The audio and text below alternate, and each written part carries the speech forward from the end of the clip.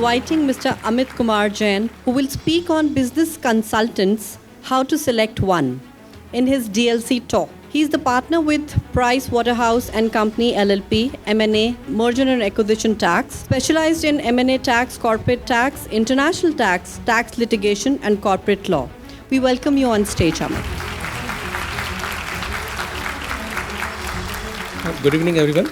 So, topic we are going to talk about how to select a business consultant or the consultant who is right for you. Believe me, this forums helps you in solving out your personal issues or your business issues and many things.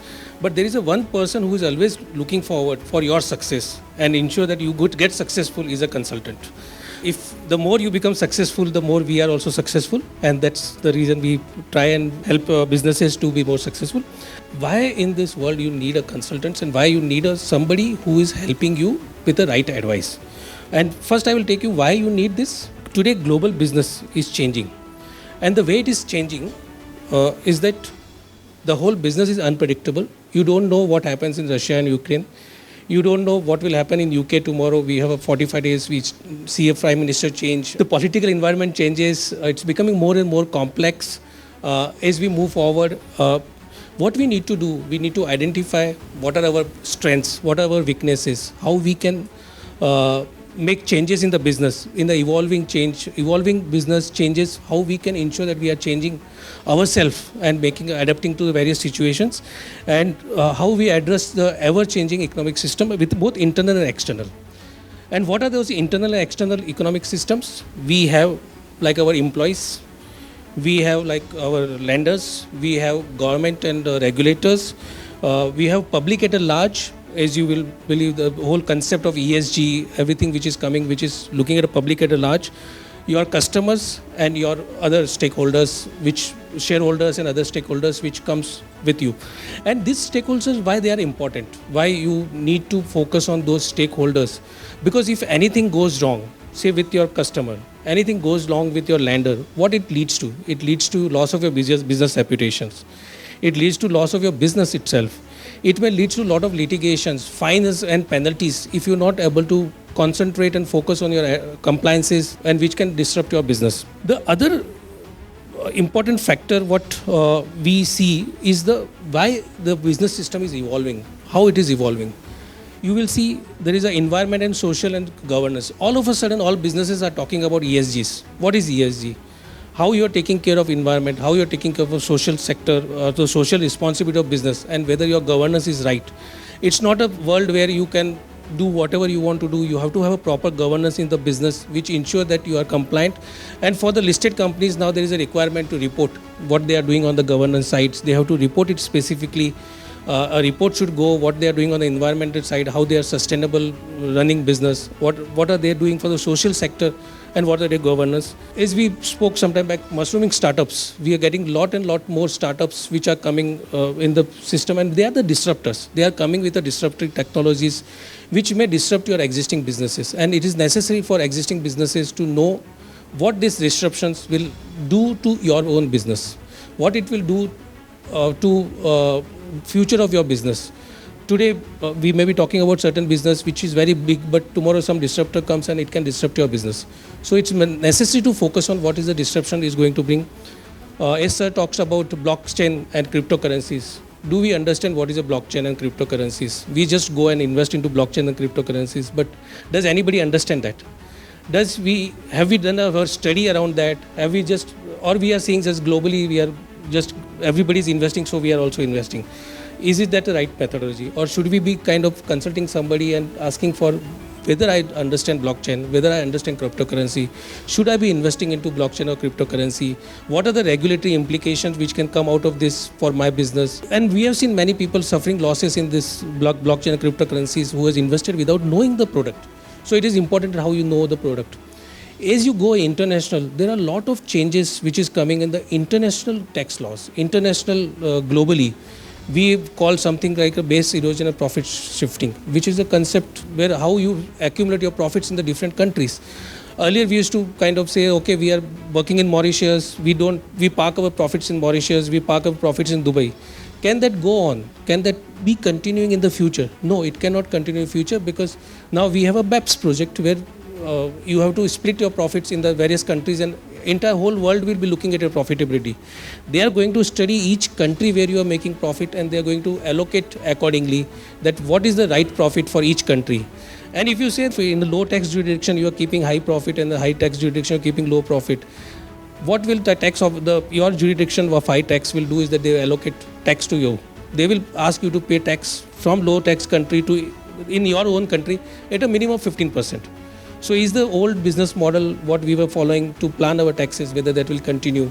And there are also online businesses. So when we're doing online businesses, we see that, okay, it's a world is online, right? Everything is online. We don't see who is selling products in India. So like Google is selling products in India, we don't see it because they are selling it from Ireland or they are selling from US.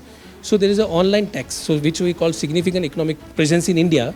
This has been introduced for taxing your online businesses. Whatever you do online, whatever your income you're earning, how I tax you in India. And that is what they've been trying to do. The artificial intelligence, lot AI is being introduced. Lot of things are coming. Are you able to get to the technology? Are you able to adopt that technology in your businesses? Is the technology a future, and whether the right technology has been come to you? And like this, there are many other factors which are impacting business. Government changes, government policy changes. You see every day new tax laws or every day new circulars which is coming from the government regarding your taxations. This all has an impact on business. Are we kind of consulting somebody to ensure that this all gets into our business, and we are taking into consideration any risk which is coming out of this business, out of these changes. So they will impact your business, they will disrupt your business, and it is important that we kind of take into consideration. So I will just trying to highlight some of the laws when you are doing your business which are applicable to you. If you are a listed company, SEBI is important to you. You have to comply with SEBI laws, SEBI regulations, SEBI compliances. They are day by day increasing. They are becoming more and more tedious. And do we understand what all compliances we are doing, whether they are proper or not, or we need to make some changes, or do we need to get this right? Because the consequences of not reporting right to SEBI is your company, your shares may be not be allowed to be listed. You may face huge backlash from investor community, and therefore it is very important regulator which you need to comply with, and which is becoming more and more complicated, more and more transparent, and therefore it is necessary that you kind of comply it completely. You have foreign direct investments. Many of us want to go and raise funds, but can we raise funds? Is the foreign investor coming in? What are the policies and procedures which applies to you? The whole foreign direct investments, foreign loans, which we call ECB, external commercial borrowing. When you are investing outside, ODIs policy, overseas direct investment policies, FDI policy, all this has changed. In last 3 years, if you see all these policies, what we were looking earlier, what we are looking now, it's all changed. It's all new. And do we understand these policies? Earlier we used to do ODI, we used to go, okay, 400% net worth, this, whatever we do. But today it's all changed. It's opened up. And are we exploring those opportunities which has been opened up? Are we knowing what are the opportunity which has come because of this change? You have Companies Act. Companies Act was changed in 2014. Whatever we're looking at Companies Act, past is gone. It's all new Companies Act 2014 onward. It has changed so much that it is not the act-based law. It is now rules-based law. So there is a rules which keeps coming under Companies Act. Are we tracking those rules? Is there somebody who is guiding us on those rules and making us compliant with all those Companies Act regulations? Tax laws, income tax, GST has been the disruptor. 2017 GST was introduced. We see circulars coming every day on the GST. We see every day some changes coming. Reverse charge, we see this item can get credit, this item cannot get a credit. This is keep on changing. And this is a risk which you are carrying if you are not following the correct law, or you are not ensuring that you are well enough read to ensure that you are following the GST laws, which is changing every time. Income tax laws are changing. We have a general anti-avoidance regulations. Earlier we used to do a lot of tax planning. Now every tax planning will go through a general anti-avoidance regulations. We are seeing notices coming from income tax department asking that why you have done this. Please explain me a commercial rationale behind doing this. Are we updated on that? Are we ensuring that those notices comes, how we respond to those notices, and have we followed that?